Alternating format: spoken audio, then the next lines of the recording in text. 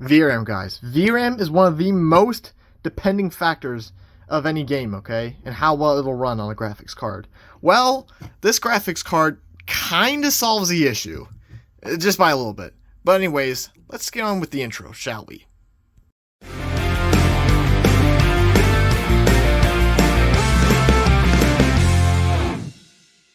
So guys, this right here is the Nvidia Quadro P2000, okay? Let me go and show you the specs again. It has a GP206 processor. It's got 1024 cores, 64 TMUs, 40 ROPs, 5 gigs of VRAM, running through GDDR5 on a 160-bit bus, which is very interesting considering that the only other card that I know of that's also running through 160-bit bus is the Arc B570. But yeah, this thing is it's pretty darn cool. You wanna know why? It's got 5 gigs of VRAM. I mean, literally, no one has ever looked at this card before. I mean, Random Gaming HD a few weeks ago posted one about the P2000, but that's basically just a full 1060 without, you know, the external power with 5 gigs of VRAM, so 1 gigabyte less, and GDDR5X. But this is like a cut down 1060. This basically is exactly almost 4/5 of a 1060, okay? Actually, no, 5/6 of a 1060. Sorry. It's got 4/5 the core count of the 1060, 5/5 the VRAM, like 4. I don't know. I don't know what's the difference between 192-bit and 160-bit. I don't know. It's 32. So I'm gonna. My math is wrong here, guys, because like I said, I am bad at math. I failed middle school math. I'm just kidding, but obviously, you know, I'm bad at math. So yeah, it's like either 4/5 or 5/6 the bus width. This is basically just a cut down 1060, okay, with no power requirement, which is why I'm actually gonna use this to upgrade the $150 PC. But anyways, let me stop ranting about the specs of this card, okay?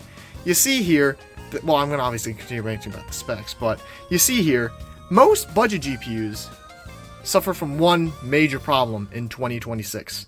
VRAM, okay? But this might just solve it. You see here, most cards like this R7 card, let me just grab it. Like this R7 card, the 1050 Ti, which, let me just go and quickly show you. That right there.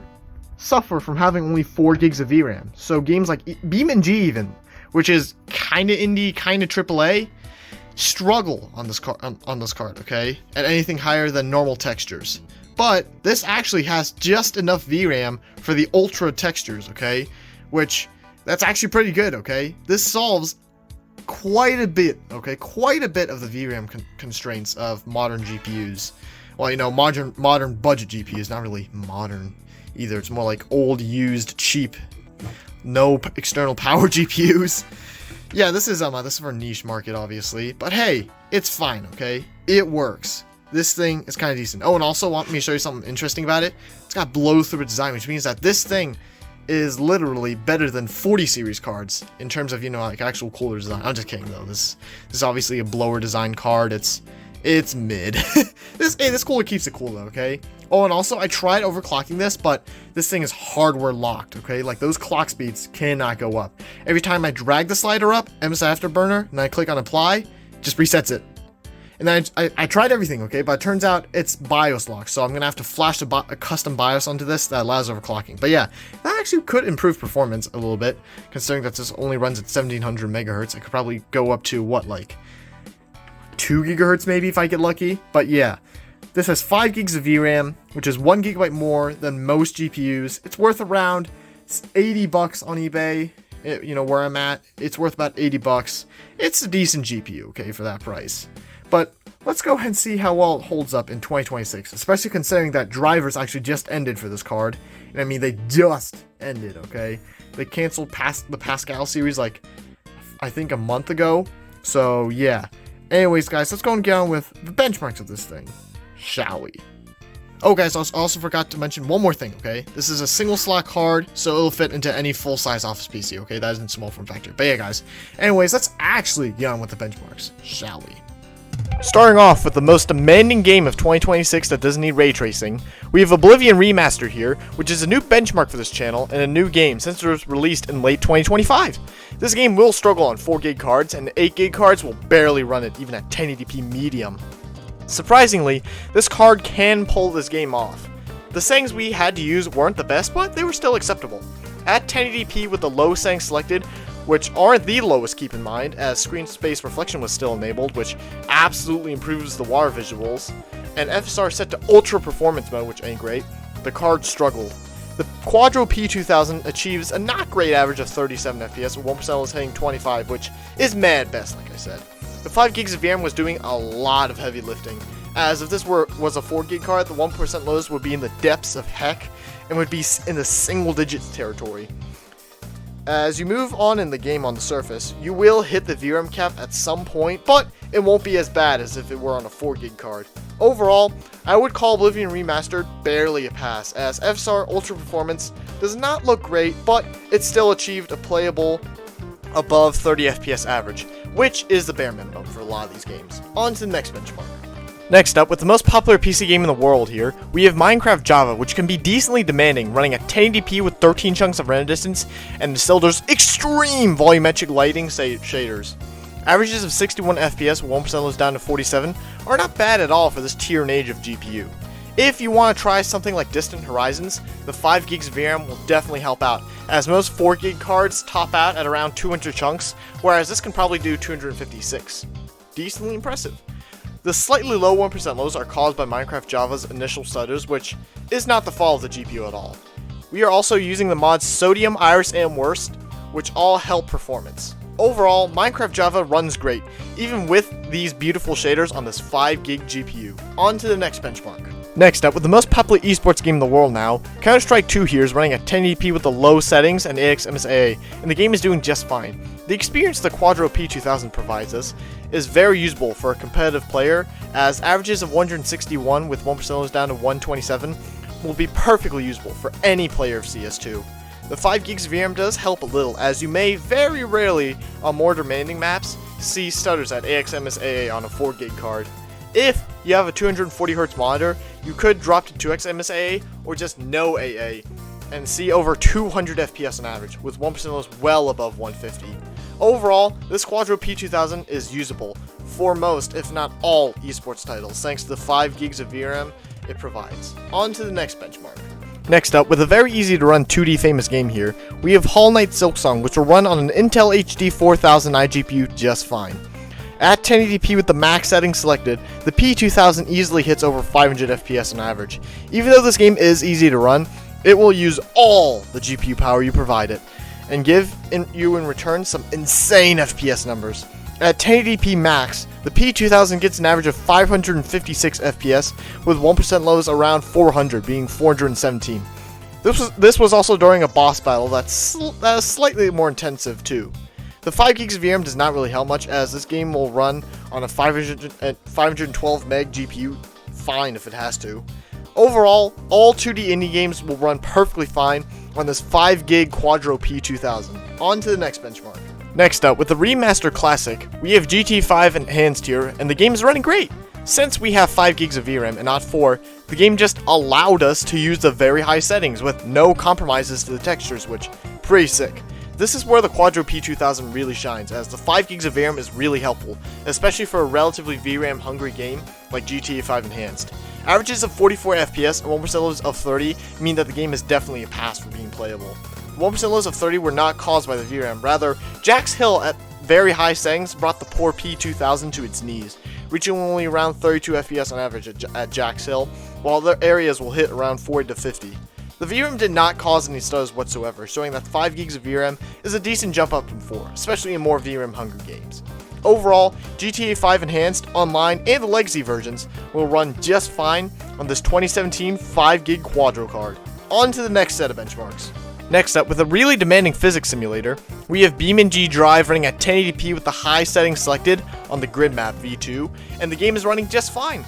The 5 gigs of VRAM will allow you to go into maps like West Coast, which is really demanding, and stay above 40 FPS with no stutters at high, which is very good. Averages of 78 FPS and 1% lows down to 57 means that the game is running really, really smoothly. You could also even cap the frame rate to 60 FPS and stay there 99% of the time if you want a console-like experience. Different maps, like I said earlier, will affect the FPS, but overall, BeamNG, no matter what map at high settings, runs like a blast. On to the next benchmark. Next up, with one of the first decently VRAM demanding games ever released, we have Doom Eternal running at 1080p with the high settings selected, and the game is running great. The 5 gigs of VRAM means that we do not have to turn down the textures to medium or low. Speaking of which, Doom E was using every meg of VRAM it could on the P2000.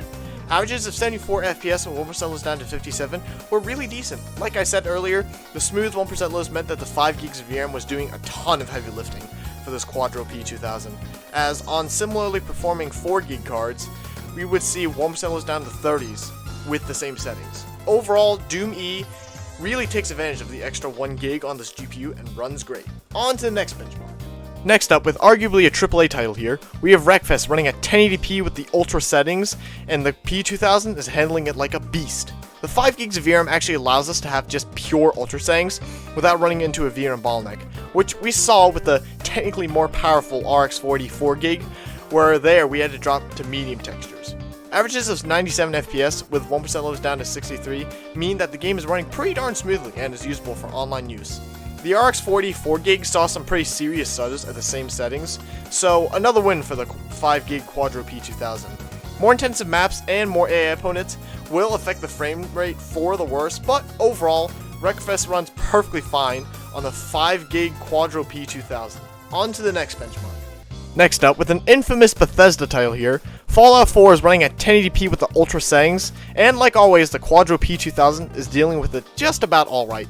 The Bethesda stutters are very prominent, as the same unknown random occurring magic from the R7 450 did not work here. I mean, I didn't really do much, I didn't do anything, it just worked flawlessly on the R7 450. These stutters are caused when the GPU bounces off the frame rate cap of 60 FPS. Even with these stutters though, the Quadro P2000 achieves a solid average of 57 FPS, with 1% down to 31, due to the stutters like I said from earlier. Most of the time you will see a locked 60 FPS, which is smooth, stutter-free basically. Overall, Fallout 4 will run perfectly fine on this Quadro, and if you wanted, you could drop to high to see a perfectly locked 60 FPS experience all the time. On to the second to last benchmark.